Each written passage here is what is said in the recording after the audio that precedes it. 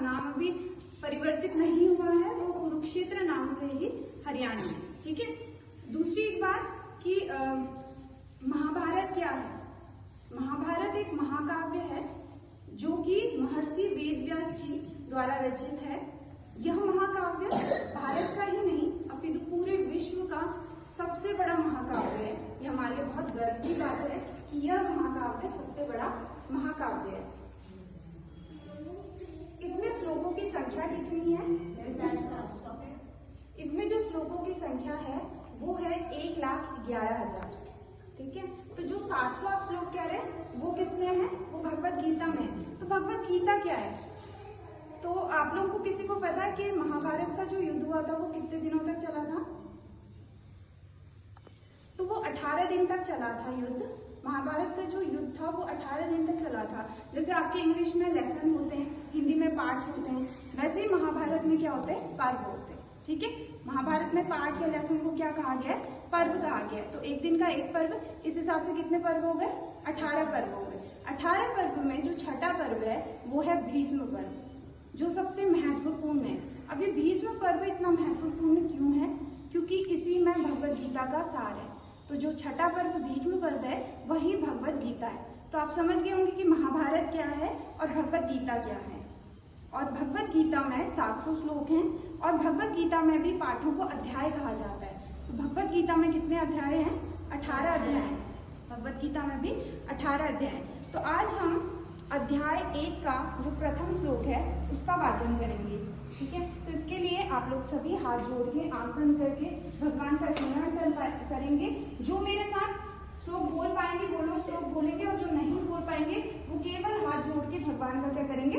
स्मरण करेंगे। ठीक है।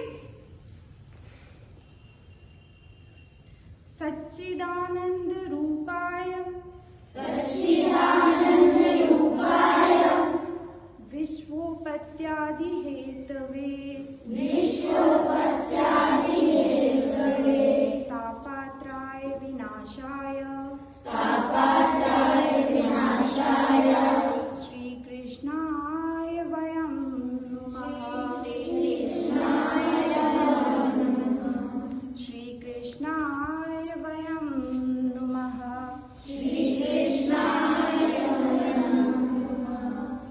अब इसका अर्थ जान लेते हैं। यह श्लोक 4 चरणों में है। पहला है सच्चिदानंद स्वरूपाय। सच्चिदानंद स्वरूपाय मतलब सच्चिदानंद रूपाय। सच्चिदानंद रूपाय मतलब जो श्री कृष्ण भगवान है वो सच्चिदानंद स्वरूप है।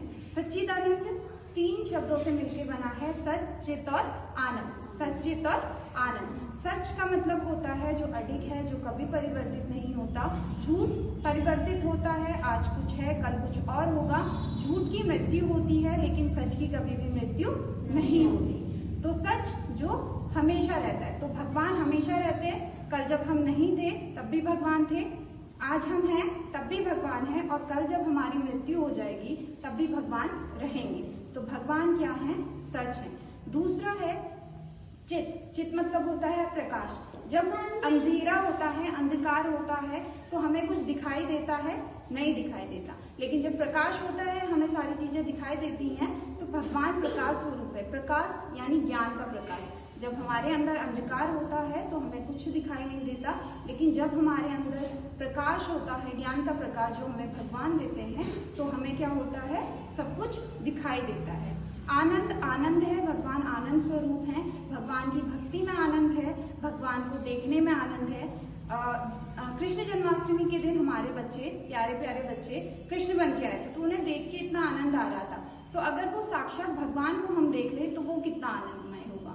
तो सच्चिदानंद, तो आप समझ गए सच्चिदानंद क्या है? सच, चित और आनंद। दूसरा है विश्वोपत्यादि हेतुवे। विश्व प्लस उत्पत्ति, जो विश्व की उत्पत्ति का कारण है वो कौन है? भगवान है।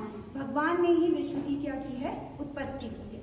तीसरा है चरण तापात्राय विनाशाय। तापात्राय मतलब ताप मतलब दुख। तो हमारे जो जीवन में दुख होते हैं वो 3 तरह के दुख हमारे शास्त्रों में बताए गए हैं, दैहिक, दैविक और भौतिक।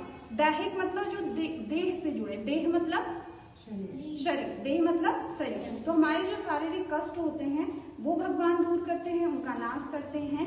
दैविक होता है, जो दैविक आपदाएं होती हैं जैसे भूकंप है, बाढ़ है, इनसे हमारी रक्षा करते हैं। और भौतिक जो मानसिक तनाव हमें होते हैं उनसे भी भगवान हमारी रक्षा करते हैं। तो भगवान 3 तरह के जो ताप होते हैं, दुख होते हैं, उनका नाश करते हैं।